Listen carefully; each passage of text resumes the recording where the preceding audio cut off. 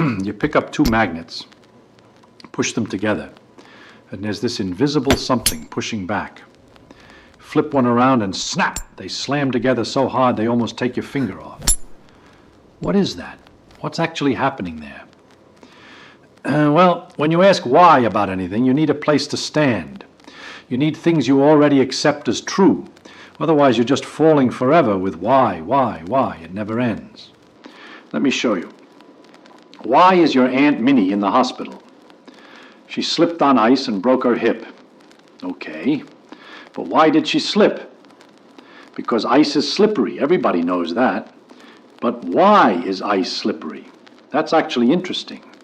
When you stand on ice, the pressure melts a tiny layer on top. So you're really sliding on water. But then why does pressure melt ice? Because water expands when it freezes, one of the few substances that does that. So pressure wants to unexpand it. But why does water expand when it freezes?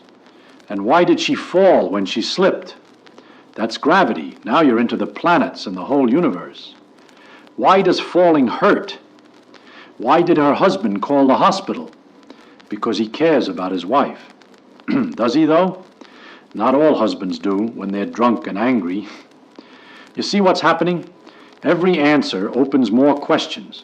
You have to stop somewhere, or you'll be asking why until you collapse.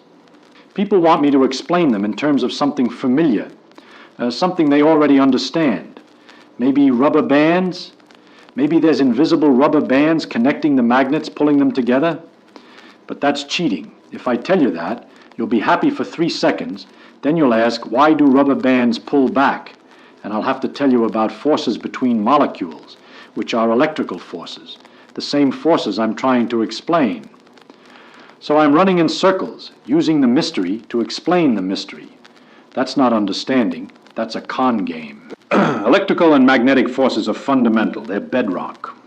We don't explain them in terms of something else. We explain everything else in terms of them. Chemistry is electromagnetic forces between atoms. Biology is built on chemistry. The chair holding you up right now? Electromagnetic. Your whole body not falling apart? Electromagnetic. It's everywhere. It runs everything. But here's something funny. You don't think it's strange that you can't put your hand through a table? You push on it, it pushes back. Totally normal. You've done it your whole life. But your hand never actually touches the table. No, really. The atoms get close, and the electrons start repelling each other. That's what you feel as solid. That's what touching is. Same force, exact same force as the magnets. So why is the table obvious and the magnet mysterious? Just because you grew up pushing on tables and not pushing magnets together every day? The table is just as strange. You just stopped wondering about it. Electrical forces aren't just strong, they're monstrously strong. Compared to gravity, electromagnetism is stronger by something like 1 followed by 40 zeros. I don't even know the name for that number. It's not much stronger, it's incomprehensibly, absurdly stronger. So why don't we notice? Because atoms are balanced. Positive charges in the middle, negative charges around the outside, plus and minus, everything neutralizes. The most powerful force in nature, hiding in plain sight because it cancels itself out.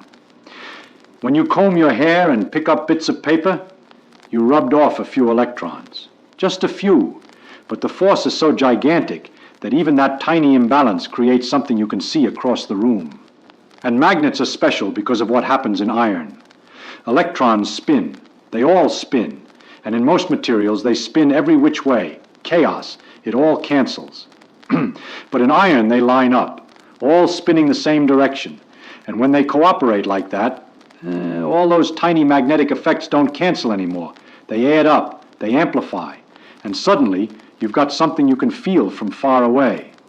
That's why iron is magnetic and copper isn't. Copper has the same physics, same electrons, same forces, but the spins point randomly. In iron, they work together. It's like a stadium full of people. If everyone talks at once, you hear noise, nothing. But if everyone chants the same word, you hear it miles away. Same voices, Completely different effect. Now let's go deeper. What's actually happening when two magnets pull toward each other? At the most fundamental level, it's about particles being exchanged. See, electrons don't just sit there. They're constantly throwing things at each other. Photons, little packets of light. And I don't mean light you can see. These are what we call virtual photons. They exist only during the interaction. You can never catch one and look at it directly. One electron throws a photon, another electron catches it, and that exchange is what we experience as the electromagnetic force. It sounds strange, right? Two things pushing or pulling each other by throwing stuff back and forth, but that's exactly what's happening. Every time you feel a magnet push against another magnet, trillions upon trillions of these virtual photons are being exchanged between the electrons in both pieces of metal. And here's the beautiful thing. Everything electromagnetic comes from just three simple actions. A photon goes from one place to another. An electron goes from one place to another. And an electron emits or absorbs a photon. That's it. Three actions. And from those three actions you get all of chemistry, all of light, all of magnetism, all of electricity, radio waves, the colors you see, the fact that your hand stops at the table instead of going through it. All of it. There are no gears underneath, no hidden mechanism. Don't ask, but how does it really work? Because this is how it really works. Photons being exchanged. That's the bottom. That's as deep as it goes. Now, people figured out the complete mathematics for electricity and magnetism in 1873. Maxwell wrote down the equations that unified the whole thing. And this was probably the most fundamental transformation, the most remarkable change in human history. Because once you understand that electrical and magnetic forces are connected, that they're really two aspects of the same phenomenon, you can do things. You can make a current in a wire create a magnetic field. You can move a magnet near a wire and create a current. Back and forth, electricity and magnetism dancing together. Think about what that means. There's a dam somewhere, water falls, turns a big wheel. That wheel is connected to copper wire spinning near some iron. And because the copper moves near the iron, electrons start moving in the wire. That movement travels through thin copper lines spread across the whole city. And at the other end, another piece of copper and iron turns that electron movement back into spinning motion. All the wheels in the city turn because one wheel at the dam turns. Stop that one, they all stop. Start it again, they all start. And what's doing this? Just copper and iron, nothing else. It's not complicated machinery, it's not some special substance. It's just the fundamental nature of electromagnetism. You move iron here, iron moves over there, far away, connected by nothing but copper wire. What a fantastic thing nature is. We built everything on this. Lights, machines, all of it running because electrons dance through wires. Now here's something remarkable. We can calculate how magnetic an electron is. Not guess, not estimate. Calculate. Using just those three simple actions. Photon goes here, electron goes there, electron absorbs photon. You add up all the ways these things can happen, all the different paths, and you get a number. And when you measure what nature actually does with very precise instruments, the theory and the experiment match to an extraordinary degree. The difference between prediction and measurement is so tiny, it's like measuring the distance from Los Angeles to New York and being accurate to less than the thickness of a human hair. That kind of precision doesn't happen anywhere else in science. This is the most accurate prediction humans have ever made about anything, and it comes from understanding the electromagnetic force. The same force you felt as a kid pushing two magnets together. So we can describe magnetism with extraordinary precision. We can predict exactly what it will do. But can we explain why it exists in terms of something more familiar? No. And that's not because we failed. That's because electromagnetic forces are the familiar thing that explains everything else. Now there's a number in physics that nobody can explain. It's about 0.085, or if you flip it around and square it, you get roughly 137. This number determines how strong the electromagnetic force is, how strongly magnets attract, how much electrons repel each other. Everything about electricity and magnetism depends on it, and nobody knows where it comes from. We didn't calculate it from something deeper. It just is that number. If you ask why 137 and not 200 or 50, there's no answer. It's one of the great damn mysteries of physics. Where did this number come from? Did somebody write it down and we just don't know how? If that number were very different, magnets would be stronger or weaker.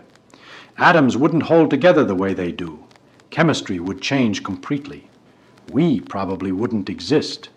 The whole universe, including every magnet you've ever touched, depends on this mysterious 137. Now I have to tell you something about the history, because when physicists first tried to calculate magnetic properties of electrons using quantum theory, they got nonsense. Infinity. The equations gave infinity.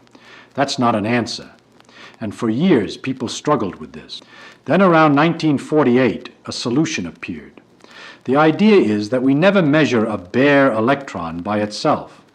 What we measure is always the electron plus all its interactions, all those virtual photons being exchanged.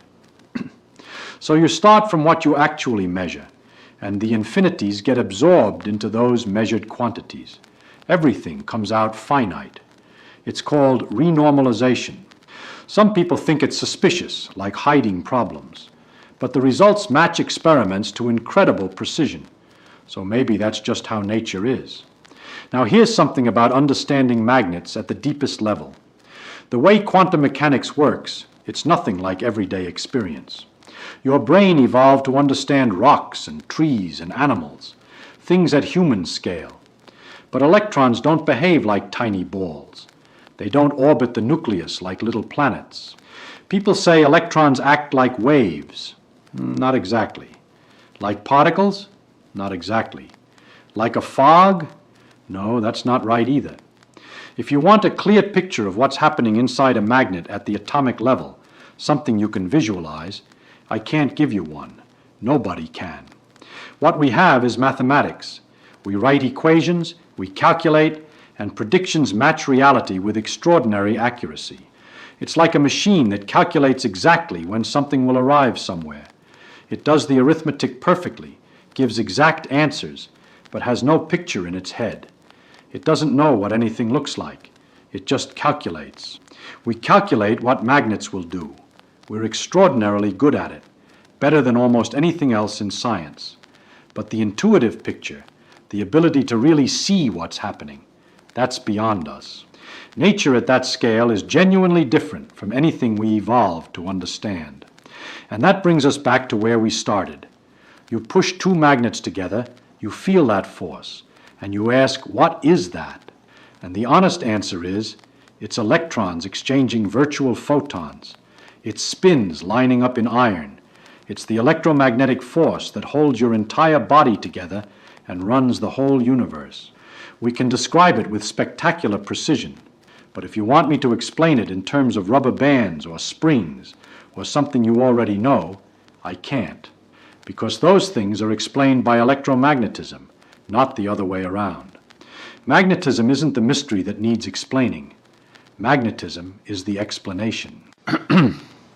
Magnetism isn't some strange, isolated phenomenon. It's part of the electromagnetic force, one of the fundamental forces of nature. Every atom in your body is held together by it. Every chemical reaction depends on it. When you see colors, that's electromagnetism. When you touch something solid, that's electromagnetism. When a compass points north, when a motor spins, it's all the same force. And it all comes from just three simple actions. A photon goes from here to there. An electron goes from here to there. An electron emits or absorbs a photon. That's it. Three things: chemistry, biology, the structure of matter. It all emerges from these three actions combining in countless ways. There are no gears underneath. There's no deeper mechanism hiding behind. This is how it really works. And we can calculate what will happen with precision that matches experiments to 10 decimal places, like measuring from Los Angeles to New York, accurate to a human hair. That's not philosophy. That's experimental science. If it agrees with experiment, it's right. Now, does that mean we understand everything? No. That mysterious number, 137, nobody knows where it comes from. We can't picture what electrons actually do at the quantum level. We describe nature with mathematics that works, but our mental images are always approximations. But here's the thing. Physics is experimental. You don't sit around waiting to understand everything perfectly. You learn enough to predict what happens, you test it, and if it works, you use it. That dam with copper wire making wheels turn across the city? That works because we understand electromagnetism well enough. Not perfectly, well enough. And when you asked why magnets attract, you wanted an answer in terms of something familiar. Rubber bands, springs, invisible strings. But the answer is that magnetism is the familiar thing. You just didn't realize it. Every time you've touched anything in your life, you were feeling electromagnetic forces. Every solid object, every surface, that's electrons pushing against electrons. You've been swimming in electromagnetism since